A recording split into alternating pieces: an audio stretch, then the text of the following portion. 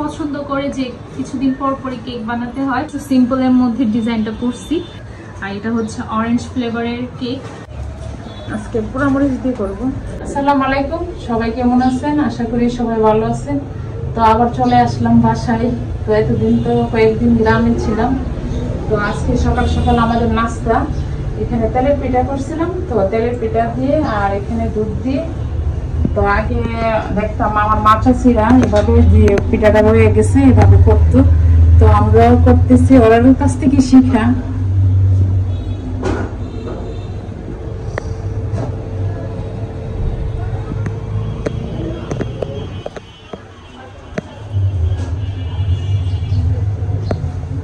তো আমার আজকে দুপুর রান্না, তো আম্মা আবার লাউ পাঠিয়েছিল গ্রাম থেকে।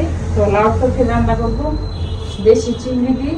আর দেশি চিংড়ি দিয়ে রান্না করলে অনেক ভালো লাগে খেতে, তো আমরা আরো অনেকদিনই খেয়েছি। আর এখানে এসে কাকু মাছ ভুনা করবো, আর আলুর টুকরা আর পুঁইশাক দিয়ে চিংড়ি দিয়ে রান্না করবো, আর সাথে মাছের সাথে টমেটো দিব। আর এখানে ধনিয়া পাতা কাঁচামরিচ কেটে নিচ্ছি, আর এখানে শুটকিটা পানি করে নিচ্ছি, আর এখানে রসুন আর কাঁচামরিচ একটু ছেঁচে নিচ্ছি। তো এখানে আমি চিংড়ি দিয়ে দিলাম শুটকির তরকারি, মরিচ দিয়ে দিই, আর পরিমাণ মতো একটু হলুদ আর একটু ধনিয়া গুঁড়ো, এটা কষানোর পর আর এখানে মাছ মতো দিয়ে দিই, তেল দিয়ে দিই, তেল গরম।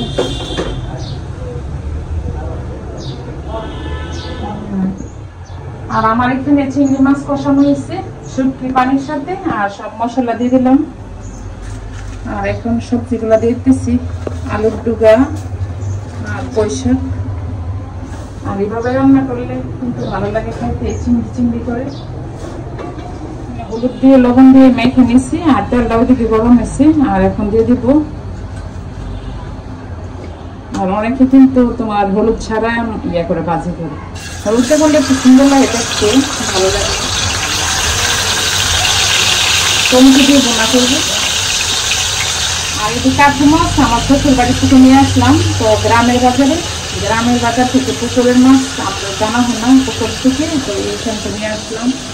আর এই টমেটো দিয়ে বোনা করলে অনেক ভালো লাগে খেতে, একটু টক লাগে, খেতে ভালো লাগে।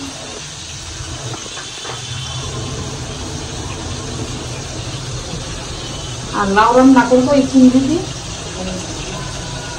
আর আম্মা কতদিন রান্না করছিল, আমরা যখন গ্রামে ছিলাম এত ভালো লাগছে খাইতে, রুটি দিয়ে পরোটা দিয়ে পিঠে পিঠে দিয়ে অনেক ভালো লাগছে খাইতে।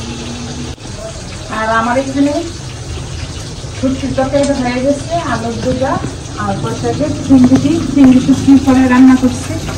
আর এই তরকারিটা রান্না করলে আমার বাসার মধ্যে সবাই এত পছন্দ হয় ওরা। তো এখন কাঁচামরিচ আর ধনিয়া পাতা দিয়ে দিব।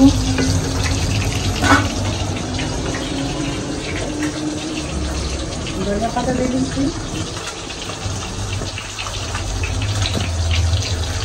আর এদিকে কাঁচা মাছ ভাজা হয়ে গেছে। আমার এখানে মাছ ভাজা হয়ে গেছে, আর এখন টমেটো আর পেঁয়াজ ভাজতেছি, এটা ভুনা করবো। আর এখানে চিংড়ি মাছ কষানো হয়েছে, আর এখন লাউ দিয়ে দিব। আর সাথে কিন্তু রসুন কুচি আর পেঁয়াজ কুচি দিয়ে দিচ্ছি। আর লাউ কিন্তু আমি বাগার দিয়ে রান্না করিনি।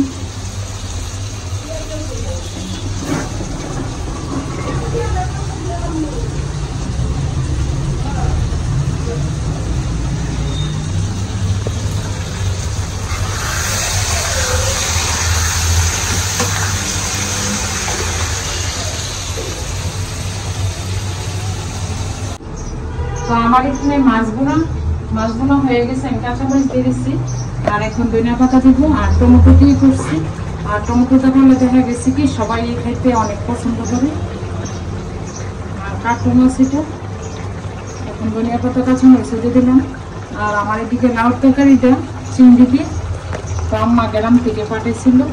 আর আমি রান্না করছি অনেক শুকনো করে। লাউ তরকারিতে ঝোল থাকলে ভালো লাগে না, শুকনো করে রান্না করলে লাউ তরকারি ভালো লাগে। আর এই লাউটা মনে হচ্ছে শীতের লাউর মধ্যে, আর শীত তো চলে আসলো, শীতের লাউর মধ্যে একবার শুকনো করে রান্না করছি। আর দেখা গেছে কি অনেক লাউ রান্না করলে উপর দিয়ে পানি বাসে, এটা পানি বাসছে না, আর একদম কচি লাউ। আয়দা মাশাআল্লাহ এখন কেক এত পছন্দ করে যে কিছুদিন পর পরই কেক বানাতে হয়। মানে সে খাওয়া থেকে হচ্ছে দেখে অনেক বেশি খুশি হয়, আর ওর কাছে মনে হয় যে কেক মানেই হ্যাপি বার্থডে, আর সে হচ্ছে হ্যাপি বার্থডে করতে থাকে। তো এবার তো আয়দার বার্থডে হচ্ছে করি নাই, মানে আমার প্ল্যান আছে আমি হচ্ছে কিছুদিন পর করবো, মানে করবো না যে এরকম না, কারণ সে তো ছোট বাচ্চা, আর ছোটবেলায় মানে বার্থডে জিনিসটা অনেক বেশি লাগে, মানে অনেক এক্সাইটমেন্ট কাজ করে। তো এই তো, আর আমি তো বড় হয়েও আমার বার্থডে করি, কারণ এই দিক থেকে আমি কখনো মানে বড় হব না। তো কেকটা খুবই সুন্দর হয়েছে। আমি হচ্ছে এটা জাস্ট এমনি একটু সিম্পলের মধ্যে ডিজাইনটা করছি, বাট খুবই সুন্দর হয়েছে। আর এটা হচ্ছে অরেঞ্জ ফ্লেভারের কেক। আমার বান্ধবী আসছিল, তো সে আর আমি মিলে ওই দিন রাতের বেলা 4-5টার মতো কেক বানাইছি, চকলেট, অরেঞ্জ, ভ্যানিলা, লেমন। তো সবগুলা কেকই খেতে অনেক মজা হয়েছে। অলরেডি আমরা একটা কেক খেয়েও ফেলছি, মানে একটা না 3টা কেক খাইছি, আর একটা হচ্ছে নানোর জন্য পাঠাইছি, তো আর আছে 2টা কেক। এই তো আয়দা এখন ঘুমাচ্ছে, সে ঘুম থেকে উঠে দেখলে অনেক খুশি হয়ে যাবে। তো এখন গ্রামের বাড়িতে গেছিলাম, তো যাওয়ার পরে ননাসের বাড়িতে গেলাম। তো ননাসের বাড়ি আমাদের বাড়ির পাশে, তো জমিতে আবার বাদাম করছে, তো আবার বাদাম দিয়ে দিচ্ছে ননাসের বাড়ি থেকে। তো এখন বাদাম বাঁধবো, কাছে ননাস দিয়ে দিলে কত লাভ। তো বাদাম নিয়ে আসলাম, তো ননাসের জামাই দিয়ে দিল বাদাম। আর বাদামগুলা কিন্তু অনেক পুষ্ট, বিচিগুলো অনেক বড় বড়।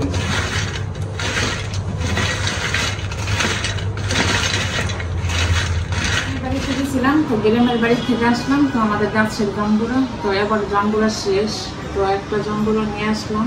তো ভাবলাম যে সবাইকে নিয়ে খাই, তো আবার 1 বছর আবার খেতে খেতে আবার 1 বছর পরে, তো আমি এখন যা কাটবো জাম্বুরাটা।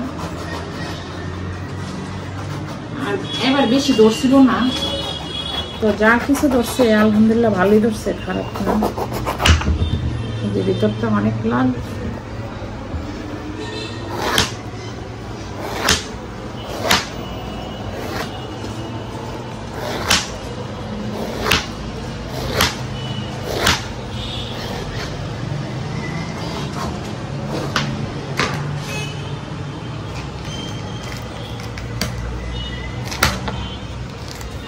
আমি জাম্বুরা কিন্তু পুরাটা করিনি, কয়েকটা কোয়া নিছি, আর কয়েকটাই আপনার মাসাল্লাহ অনেক হয়েছি, আর এখানে আরো রয়ে গেছে অনেক। আর বেশি বললে খাওয়া হবে না, গ্রামে থাকলে না সবাইকে নিয়ে একসাথে সব বাচ্চা কাচ্চা নিয়ে খাওয়া যায়। তো আমি একটু পোড়ামরিচ দিয়ে দিয়েছি, আজকে পোড়ামরিচ দিয়ে করবো।